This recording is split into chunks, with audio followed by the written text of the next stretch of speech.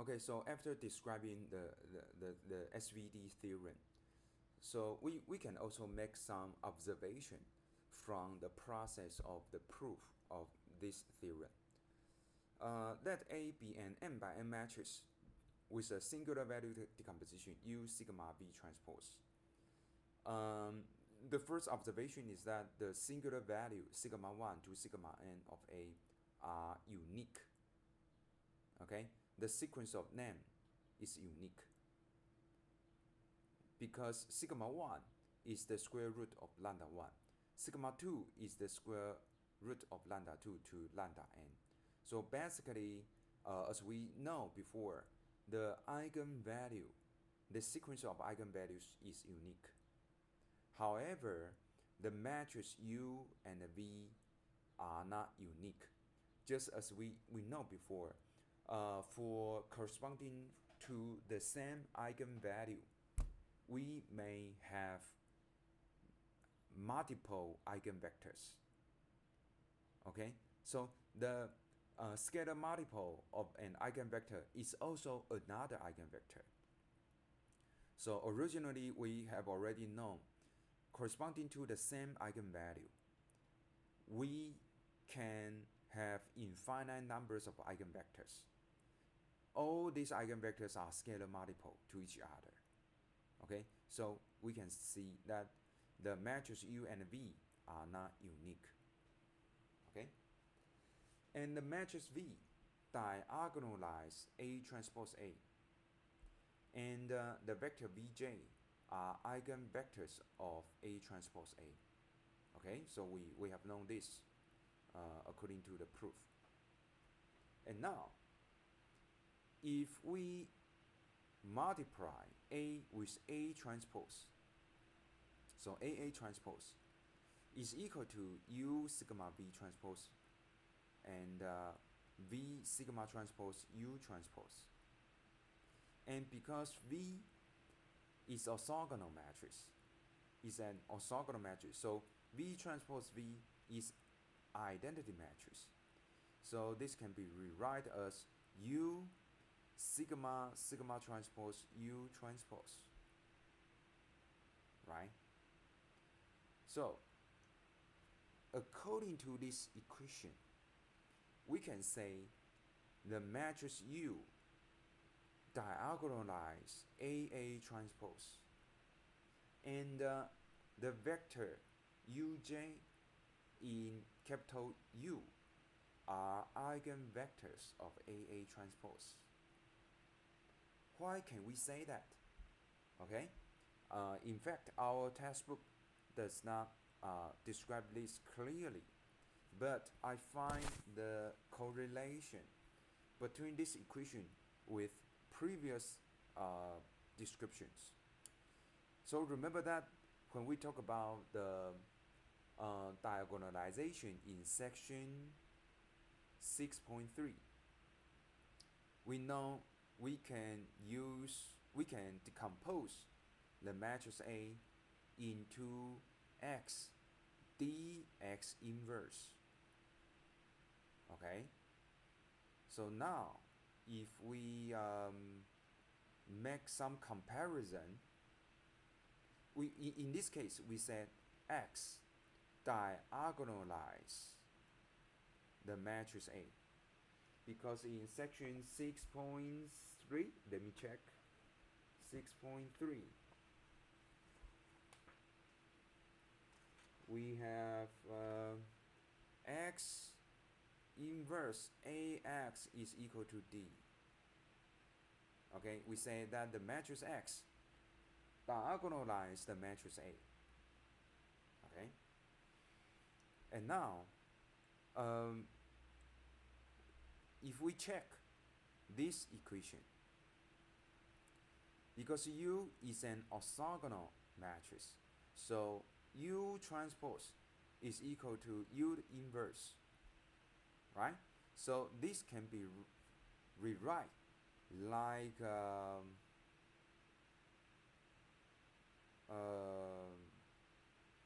this is similar to X, this is similar to X inverse, and this is actually a diagonal matrix D, right? So we just like we decompose the matrix AA transpose into X dx inverse, right? So it's just like the matrix U can diagonalize AA transpose, okay? And for a matrix that can diagonalize AA transpose, that means the column vectors of U are eigenvectors of AA transpose.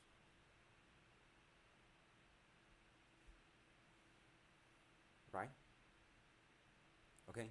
So here, the AA transpose is actually the role of A in this equation. The X is just like U, okay?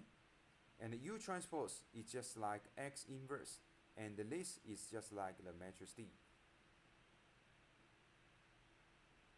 Okay, so very interesting. The matrix U diagonalize AA transpose, but the matrix V diagonalize A transpose A, right? Interestingly. Okay, the next observation. Comparing the J's column of each side of AV equals to U sigma. We know the AVJ is equal to sigma J Uj from 1 to n, right? And similarly, because since since AV equals to U sigma, so if we take transpose on both sides, so AV transpose is equal to V transpose A transpose is equal to U sigma transpose is equal to sigma transpose U transpose, right? And we can pre-multiply V on both sides, right? So we can get A transpose equals to V is sigma transpose U transpose here, right? We just pre-multiply with V. So we can get this. Okay. And then we post multiply with U transpose. U with U. So we get A transpose U is equal to this. And because this is orthogonal, U is an orthogonal matrix, so this becomes identity matrix. So it A transpose U equals to V sigma transpose. So the A transpose Uj is equal to sigma J Vj when J is from 1 to n. Okay, and 1 to n. 1 to n. I don't think this is a good notation. Maybe it's better to write it down as 1 to r. Let me check.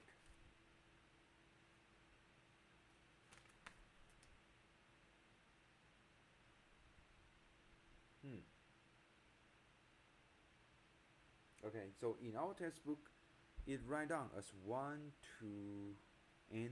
Yeah, it's 1 to n. Really 1 to n. Okay, so in this case, we say A transpose Uj is equal to sigma J Vj from 1 to n, and from n plus 1 to m, it becomes A transpose Uj equals to 0. So in this case, we said the Vj are called the right singular vectors of A, and the Uj is the left singular vectors of A.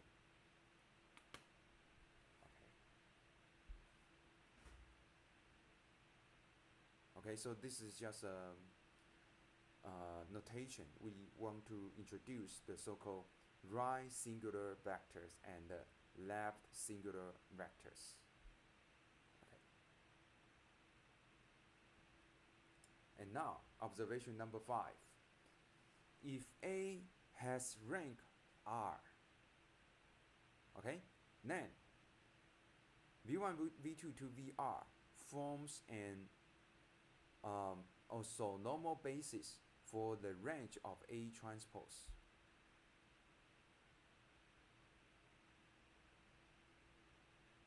Okay, so why actually our textbook does not mention this? Why? So you can carefully check the description we described before. Actually, from this equation, A transpose Uj equals to sigma j Vj. We can see the V1, V2 to VR is in the column space of A transpose. So you can check this. V1, V2 to, yeah, it's from 1 to n. I don't think 1 to n is a good notation. I think it's 1 to r.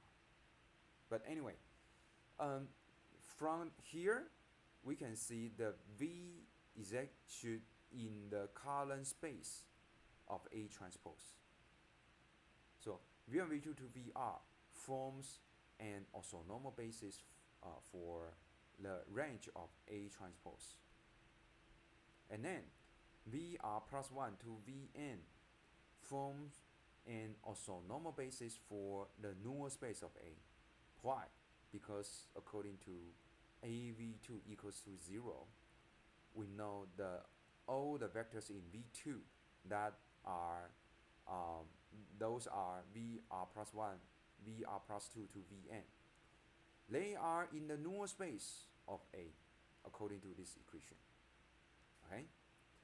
The third one, U1, U2 to UR, form an orthonormal basis for the range of A. Okay? So how can we realize this? Because we know Uj is equal to AVJ divided by sigma j. So especially when j is from 1 to r. So U1, U2 to UR form an orthonormal basis for the range of A, right? The column space of A. And finally, UR plus 1, UR plus 2 to UM form an orthonormal basis for the null space of A transpose. Just like in the yeah, so in here, in here, actually from here we know the Uj is in the null space of A transpose. Okay, so again, I really think this should be J from 1 to R, and this is from R plus 1 to M, just like this mentioned. Okay, I think this is an error in our textbook, I think. So this should be from R plus 1 to M. Okay, so this is the fifth observation. The sixth observation, the rank of the matrix A is equal to the numbers of non-zero singular values. Okay. Actually, this is equal to the numbers of non-zero eigenvector, right? So the final observation is that in the case that A has a rank R smaller than n, if we set U1 as U1, U2 to UR, V1 as V1, V2 to VR, then the matrix A can actually just rewritten as U1 sigma 1 V1 transpose. So originally the matrix A is written like U sigma V transpose. And we know U is equal to U1, U2. V is equal to V1, V2. Sigma is equal to sigma 1, 0, 0, 0, right? So originally, when we do the singular value decomposition, we write it down like this. However, actually we know all the information can be embedded into U1 sigma 1 V1. So this factorization is called the compact form of the singular value decomposition of A. OK， 好，这边再讲一次，用中文讲一次哈，一样有点绕口哦。好 ，A 你去做 SVD， 好，那么 singular value 是唯一的，但是呢 U 跟 V 这两个矩阵不是唯一的，那理由也很简单，因为 U 跟 V 里面是包含了 eigenvector 嘛，好，看是谁的 eigenvector， 但是我们知道 eigenvector 是不唯一，你即使对应到同样的 eigenvalue，eigenvector 也不唯一。好，那 V 呢，它会对角化 A transpose A， 好，那它的组成就是A transpose A 的 eigenvector。那底下这里呢，又告诉我们说，其实 U 啊，它是对角化 AA transpose， 所以 U 呢，其实它根本就是 AA transpose 的 eigenvector。OK， 好，所以这第二跟第三再次呼应了第一个，这个 U 跟 V 呢不是 unique， 因为你任何只要是 scalar multiple， 你乘上一个非零的一个数值的一个 eigenvector 乘上一个非零的数值，形成另外一个向量，那个向量也会是 eigenvector。好，然后第四个呢，就是我刚刚这里讲哈，就是说我觉得是课本这里写错了，这里应该是说呢，这个 J 应该是1到 R 啦，然后这里的 J 应该是 R 加1一直到 M 啦。好，那我们可以知道说，本来呢我们就知道 AVJ 等于 sigma J UJ， 那现在呢我们又可以推出 A transpose UJ 就等于是 sigma J VJ 这样子，那它个别称呼成是所谓的 right singular vector 跟 left singular vector。好，那这里就是集其大成，把刚刚上面的好多个特性，我们就可以看出说 V1 V2 到 VR 是 A 的 row space 的 orthonormal basis。好 ，VR 加1到 Vn 其实就是 A 的 null space 的 orthonormal basis。U1 U2 到 UR 其实就是 A 的 column space 的 orthonormal basis。然后呢 ，UR 加1一直到 UM 就是 A 的 row space，A 的 transpose 的 null space。OK， 所以啊，如同鬼魅一般，这4个 column space 真的是如同鬼魅一般啊，一直跟着我们啊。好，那我之前也提过，在我们之前，我10几年前教线性代数用的其中一本课本，它的封面就是4个框框，就是这4个。啊，隐含的意义就是说我整本线性代数的书，全部就如同这个如来佛的这个什么如来神掌啊，这个如来神掌一样，都跳不出这个手掌心。好，那 A 的 rank 呢，就等同于是非零的 singular value 的数值，其实也就是非零的 eigenvalue 的数值啊。好，那我们知道说一个矩阵 A 做 SVD 本来是写成这样，那但是呢，我们知道它根本呢，真正的内涵，所有的资讯其实都是包在 U1 sigma 1 V1 里面就结束了。OK。So after all this complex description, so we can see some example right now. So let A be this 3×2 matrix 1 1 0 1 1 0. So obviously we can see that the numbers of linearly independent column vector is only 1, right? So the rank of this matrix is only 1. Now let's compute the singular value and the SVD of the matrix A. So we would like to find the matrix V and the sigma. First, we calculate A transpose A. So it becomes 2 2 2 2, the 2×2 matrix. So we find its corresponding eigenvalue and eigenvector. And remember that when we do SVD, A is equal to U sigma V transpose. V can diagonalize A transpose A, and the diagonal entries of the sigma is the singular value of A.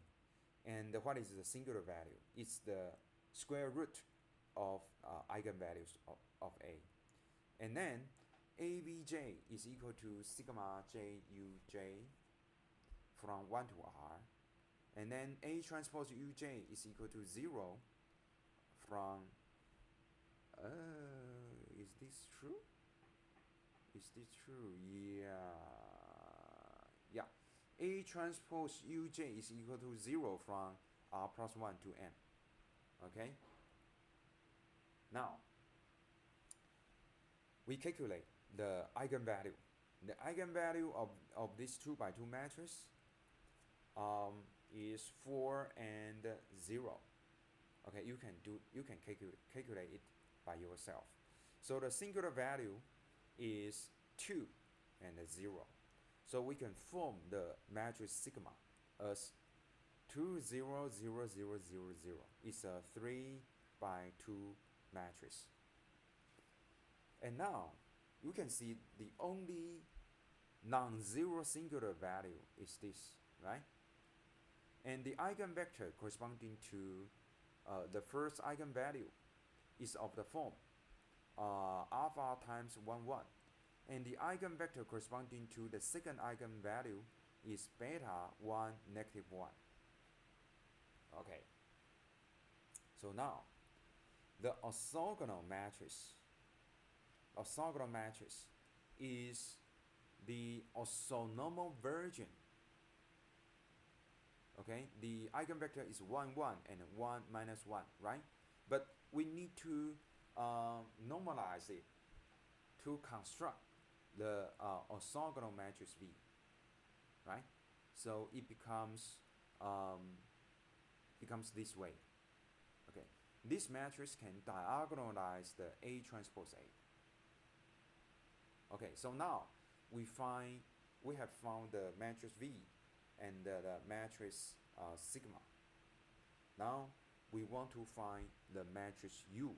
Okay, for the first U1 vector, the U1 is equal to AV1 divided by sigma 1, right? So we can now sigma 1 is 2, 1 divided by 2, and this is matrix A, and this is V1. So after multiplication, we get 1 divided by square root of 2, and the same number and a 0. So this is the first vector U1. Okay? So because the rank of this matrix is 1, only 1, right? So the U1 is determined by this equation.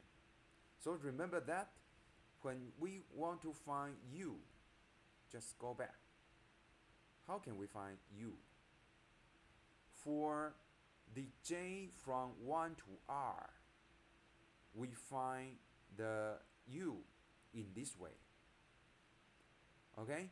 But now in this example, the rank is only 1.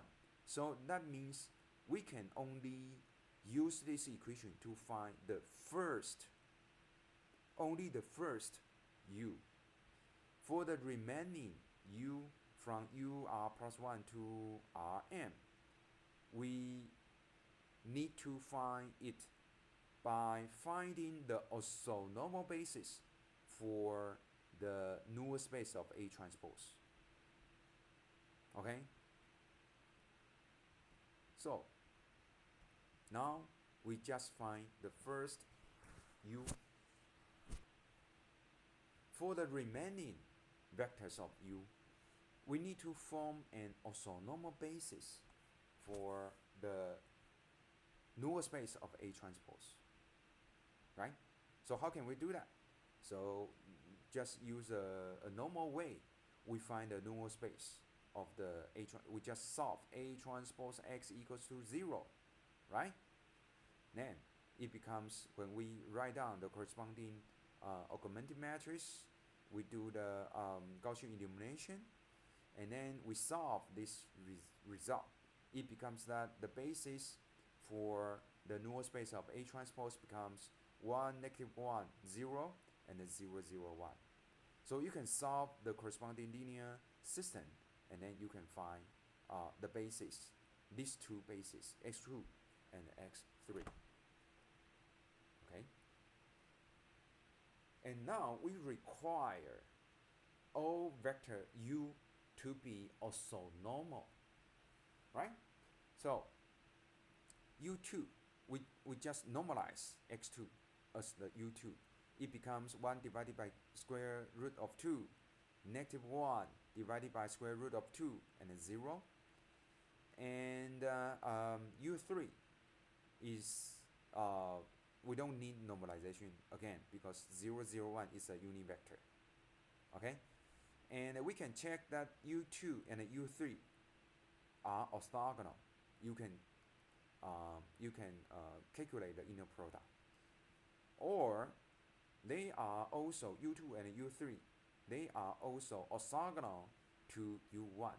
So luckily, when we calculate u1, u2, and u3, basically they are all unit vector, and they are orthogonal to each other. So we are quite lucky. So if in other examples, we may not so lucky. After normalization, the u2 may not be orthogonal to u1, or the u3 is not orthogonal to u2. So in that case, what can we do? We need to apply the Gram-Schmidt process to find orthonormal basis. Okay. Okay. So in that way, we will need a lot of calculation. Okay. So in this example, the numbers are designed to avoid the Gram-Schmidt process. Okay, so we can find the all three vectors easily. So finally, the matrix U is looking like this, and we can do the singular value decomposition in this way. So this is matrix U, this is sigma, and this is V transpose.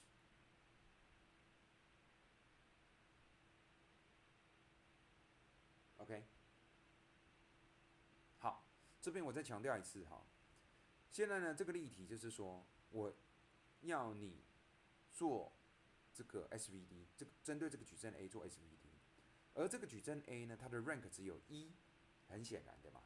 好，那做 SVD 呢，我们就先找 V 跟 sigma。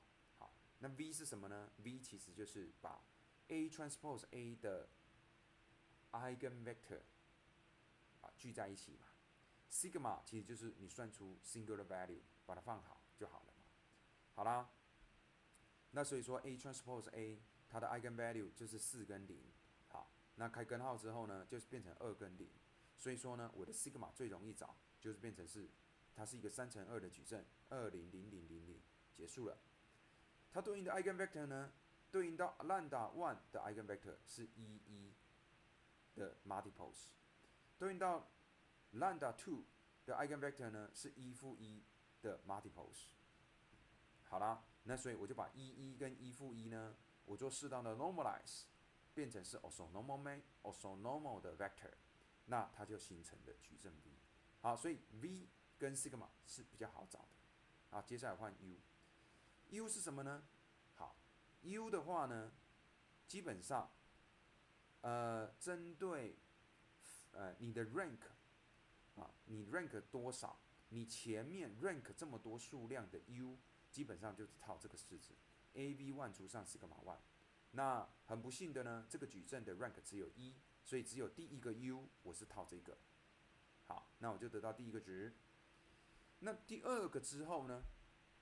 因为它是一个3乘2的矩阵嘛，那你要取出一个3乘3的一个矩阵，那怎么办？我们之前告诉我们说呢，你剩下来的 U 这些小 U 它会构成这个 A transpose 的 null space 的 orthonormal basis。好，那我们就用传统做法，去把 A transpose 的 null space 把它算出来，就发现说呢，它的基底长这样。好，基底还不够，我们还要是 orthonormal 的基底才行。好，那所以呢，我就把它正规化。结果很惊讶的发现，正规化之后呢，它不仅是基底，它还是这个这是什么单位向量，而且呢，很 lucky 的 U2 跟 U3 正交 ，U1 跟 U2 也正交 ，U1 跟 U3 也正交。好，所以呢，基本上符合正交，它跟 U1、U2、U3 都正交，然后又是单位向量所以直接把它聚起来，就形成矩阵 U。好，那不过这些数字是特别设计过的，你如果遇到其他例题，你这时候你找的 U2 跟 U3，你如果彼此没有刚好正交，那就比较衰了因为你就要用 Gram-Schmidt process 去算出 orthonormal 的 basis， 然后算半天才算出这个 U， 这样 ，OK？ Okay. So yeah, so this is an example.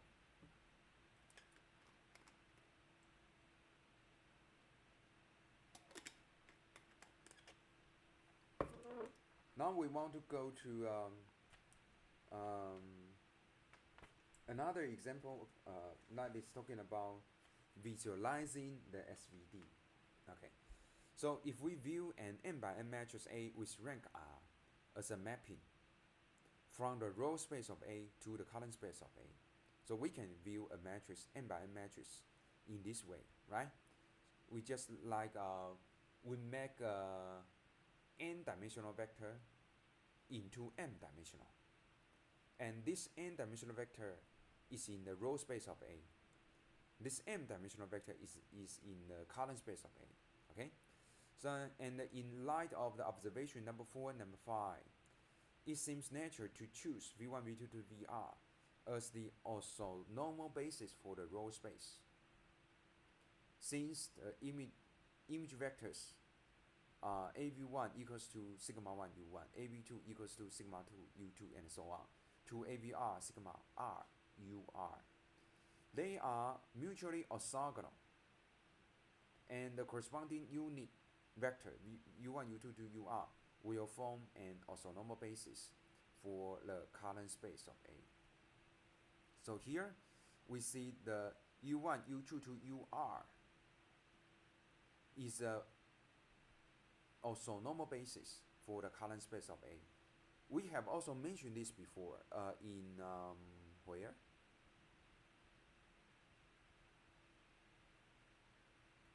Here, right? U1, U2 to UR form an orthonormal basis for the column space of A.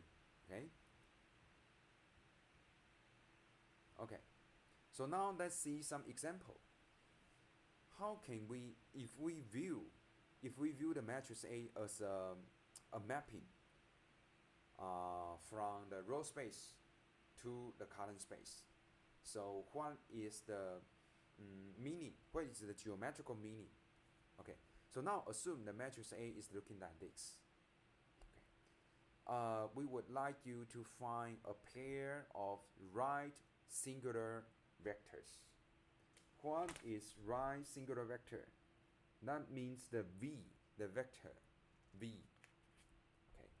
To find a pair of right singular vectors of A, we find a pair of orthogonal vectors x and y. Also, a pair of orthonormal vectors x and y, for which ax and ay are orthogonal.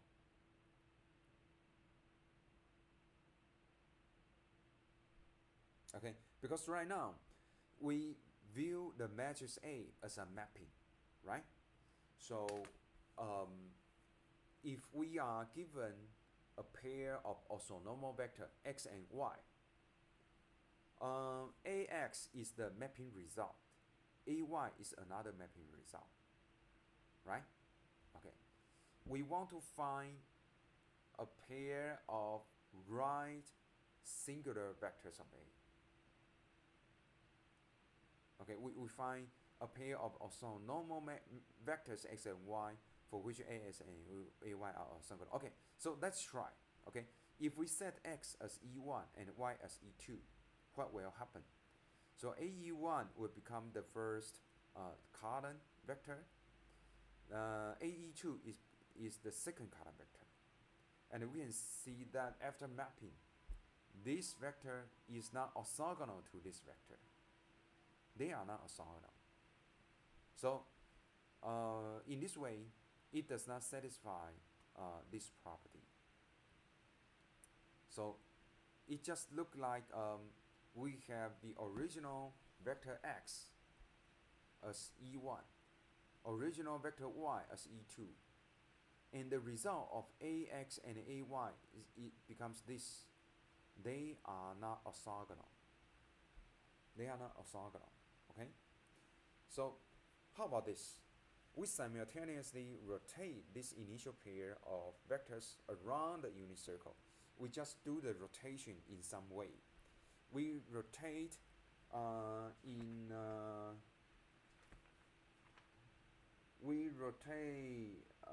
X and Y in counterclockwise direction by the angle T. Okay, by the angle T. So X becomes cosine T sine T, Y becomes negative sine T cosine T. So starting from E1, so this is E1. Then we just rotate in counterclockwise T. So this vector becomes cosine T sine T. And similarly, for the vector E2, we rotate.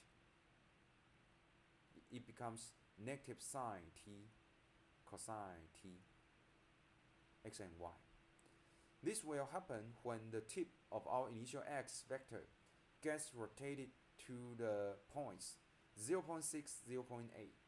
Okay, so we need to determine the angle we need to rotate. Okay, so now originally it is 1, 0, and now it becomes 0.6, 0.8. V2 becomes negative 0.8, 0.6. Okay, and if we pre-multiply the vector V1 by A, it becomes 0, 1.5, which is equal to 1.5 E2. And the result of AV2 becomes negative 0.5 E1. Okay, and you can see that this vector is orthogonal to this vector. Right. It follows that the singular value is 1.5 and 0.5. Okay. The left singular vectors are U1 is equal to E2. U1 is equal to E2. U2 is equal to negative E1. Right? So in this form, this is like AV1 equals to sigma 1 U1. This is AV2 equals to sigma 2 U2, right? And because the singular value is always positive, so sigma 2 is 0.5 and U2 is negative E1. Okay, so geometrically we can show like this. So in this way, if we do the rotation in counterclockwise, so it becomes V1 and V2. And if we do the mapping, AV1 becomes this vector, AV2 becomes this vector, and they are still orthogonal. Okay. So we can view the matrix A as this kinds of mapping. Okay. And here we just talk about the property of the left singular value and the right singular value in this way, according to this example.